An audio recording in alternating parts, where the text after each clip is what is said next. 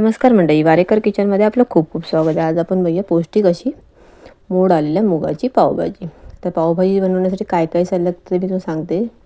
त्यासाठी व्हिडिओ शेवटपर्यंत नक्की बघा. इथे मी गाजर किसून घेतला आहे, फ्लावर घेतला आहे, एक छोटा बारीक कोबी घेतला आहे, फरसबी आहे, 3 ते 4 कांदे बारीक चिरून घेतले आहेत, शिमला मिरची एक आहे, कढीपत्ता आणि बीट. इथे बघा मस्तपैकी मोड आलेले मूग आहेत.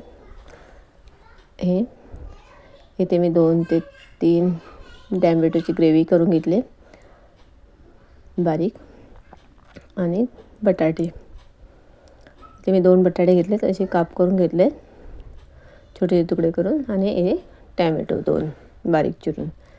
तर आता कुकरमध्ये सर्वप्रथम बटर टाकते मी. ते मी मोठे 2 चमचे बटर घेतले. बटर थोडंसं गरम झाल्यानंतर त्यामध्ये आपण कांदा टाकूया. तर कांदा थोडासा लालसर द्यायचा आहे. तर मी थोडं कढीपत्ता टाकते. कढीपत्ता ही आरोग्याला पौष्टिक आहे. ही पौष्टिक अशी पावभाजी आहे, घरी नक्की ट्राय करा. टॅमॅटो बारीक चिरलेला आणि ग्रेव्ही टॅमॅटोची. त्याच्यात कसं सगळं मिक्स असं सगळेच भाज्या येतात, त्यामुळे पावभाजी चविष्ट आणि पौष्टिक आहे. त्या आला लसूण पेस्ट 1 चमचा घेतला आहे मोठा. व्यवस्थित मिक्स करून घ्यायची आलं लसूण पेस्ट. त्यात एक आपण भाज्या टाकूया. बीट,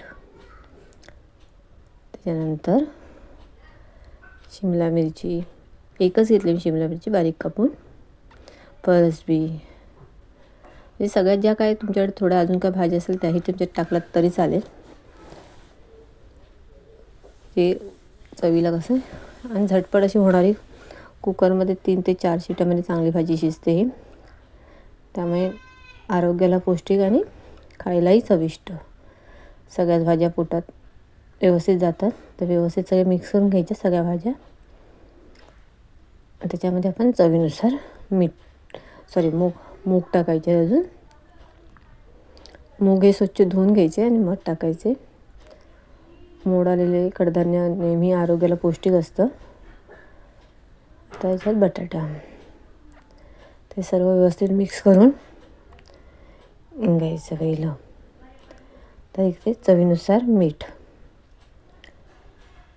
आणि इथे मी दुसरा कुठलाही मसाला वापरला नाही, पावभाजीचाच मसाला वापरला आहे. इथे मी मोठे 2 चमचे पावभाजी मसाला घेतला आहे, आणि थोडं पाणी जे आपल्याला शिजण्यासाठी लागतं.